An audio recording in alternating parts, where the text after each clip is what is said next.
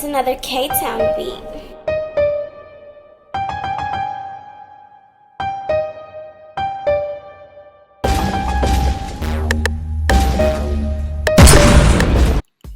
YouTube, it's your boy, Mr. Outliner. I'm back with a new hair tutorial, and for the 2020, I'm getting busy. You know what I mean? But anyway, I got the hair twist right here.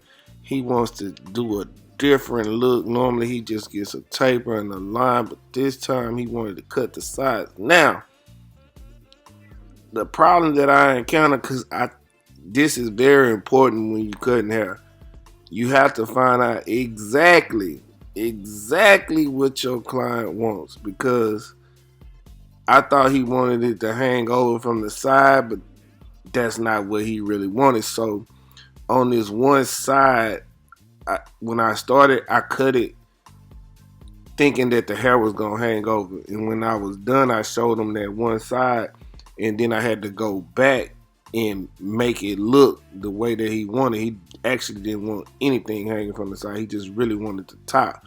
So client consultation and finding out exactly what the client wants is very important, so you don't waste time and you don't have to do two haircuts, basically like what I almost had to do. So he wanted like the drop fade look, like mid fade, drop fade look. And like I said, I thought he wanted it to hang over, but I heard him wrong or something like that. But anyway, so the first thing you want to do is start cutting the hair off so you can see under it, so you can see where you want to create your first guideline and things like that. You have to remove some of these twists that are in his head. Okay, after you're done, then you can go in and start your first guideline. I like to stay inside the sideburn so I can create that C on the lineup. And I like to do that because I like to get that effect. If you watch like the last few of my videos, it's a thing that I do all the time, where you can be able to see at the end where you can line them up and still make it look full, even though sometimes when you cut it off it's kind of light. So I do that so it'll stay dark, right? And on this haircut, what I was telling you in the beginning, you see on the side right there, he still has a lot of hair hanging over, and that's the hair I should have cut off. But if you pay attention, I'm gonna fade under that. So after that, you want to take your one guard and you're gonna create another line, another guideline. So what I did, I closed it, but I opened just a little bit, and you want to come up like half an inch and make your second guideline. And like I was saying, if I cut the size of his hair off, I probably would have went up higher and faded it different, or maybe I kept it the same, but the next guard I probably would have used it different. So this is the one guard and it's closed, and like I said, you want to create another guideline, and you can see the guideline right there, the second one that I'm making.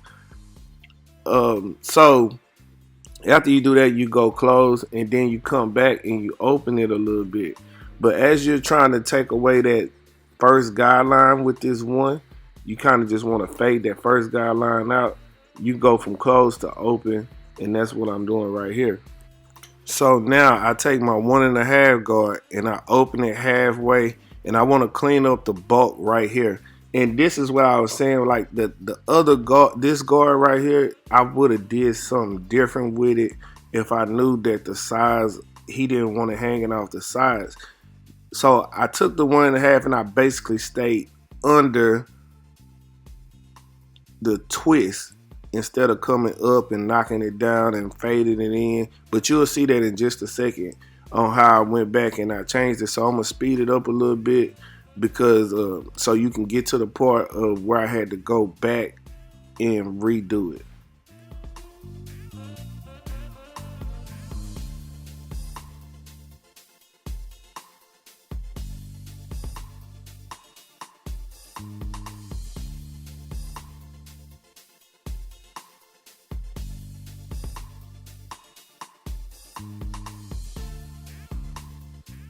Now, as you can see right here, I think I'm done with this side, right? So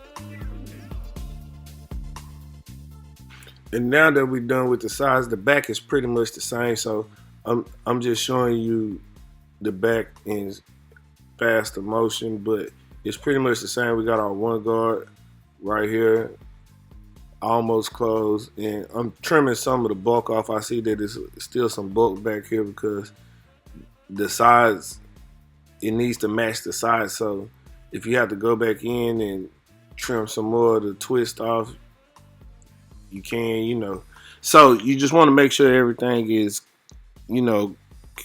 even. Everything looks the same all the way around. Now, after that, I take my 1.5 and I go open and close. You can see I'm coming down on it the same way I did to the sides, the same things we do to the back. And the back is pretty much, to me, after you get the sides done, the back is pretty much easy because you're probably fading just into the blend that's already there. So after I did the 1.5, I used the one guard again. I go from open to close. I kind of did it different back here than I did on the side because I just did something different here. So this is another technique you can take with you. You can go open to close all the way down. That's called fading down when you do that. So when you go big to small, it's called fading down. So, and right here, I'm actually using the half guard. You can see me doing that because I felt like it was needed right there, right? And then I came back without the half guard and I just used the blade all the way open. Now you can see the fade is still the same. If I fade down or if I fade up, however I'm gonna fade, it's still gonna be the same. It's just different techniques. You can get the same look. So another thing you can learn from this video is you just pick a technique and go with it, and you can master it, and you're gonna get the same results as somebody else using a different technique. Some things might go faster for you as you go along and you learn more about haircutting, but sometimes I just do different things because I'm actually getting bored, or I like to be creative and, oh, let me try this, let me do that. So sometimes I do that with haircuts. I switch up my techniques haircut to haircut. Now on to the edge up.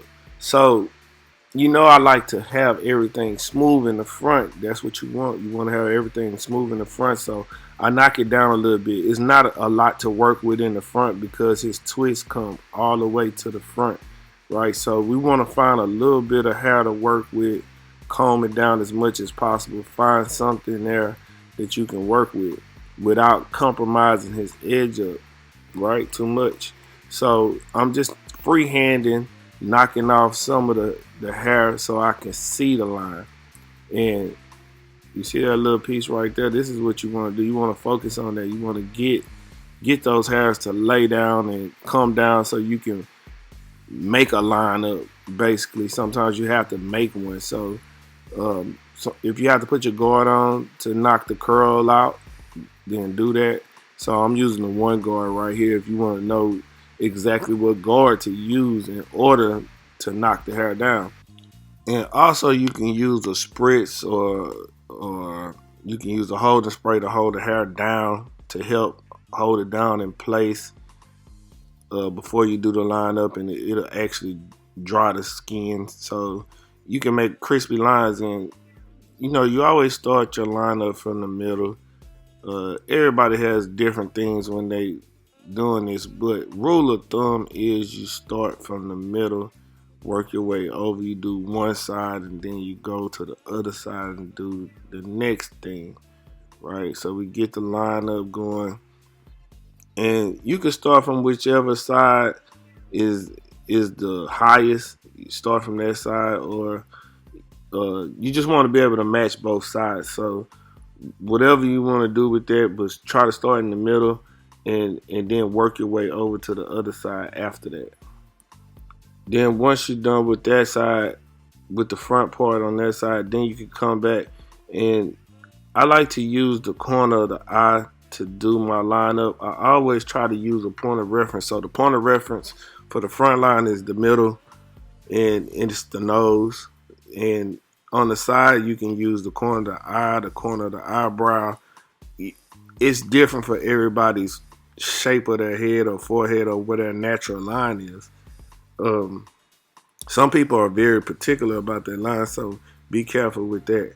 Also, right here, the reason why I faded and I left the outside, the sideburn, you know how I was telling you in the beginning, I faded from the inside. I started my guideline from the inside of this because I wanted to be able to create this look right here. I can always go back and, clean up on the sideburn part, but I want to be able to create that look. I want to be able to see. I want to make it easier for me to see. That way you don't push the line up back, right? So remember that use a point of reference. You can use the corner of the eyelid or the corner of the eyebrow and do that on both sides, and it should come out even. Now on the other side, you do the exact same thing. If you watch right here, I'll show you. I'm lining it up, corner of the eyelid, and you see it's a little space. I just want to comb it forward and make sure that I'm getting the most hair possible and used to line it up with. And you see what I'm doing, I'm lining it up with the corner of the eyelid, because if you line everything up with the structure of the face, everything should come out even, because everything is already symmetrical on a person, right? So you use those things to help you stay symmetrical, right? So, and again, on this side, you can see where I left the sideburn because I want to get that effect. I want to get that look. And when you start from the middle, you can just come back and connect that side. You see the little hair that's hanging over from the front. You can see where I started that line. Now I'm just coming and connecting that part to the long bars on the side, and his edge up is pretty much done after that, because we didn't have to edge him up in the back because he didn't need an edge up in the back, because it's a ball drop fade, whatever, mid fade, whatever. So this is the haircut. This is how it came out. He transitioned from twist to a drop fade. We got it done. Took our time with it. Took me an extra 7 to 8 minutes because I didn't do the consultation right and didn't listen and make sure I got a good understanding. But this is the haircut. And, don't forget, like, comment, subscribe, tell a friend to tell a friend. You know how we do it. Until next time, love, peace, and hair grease.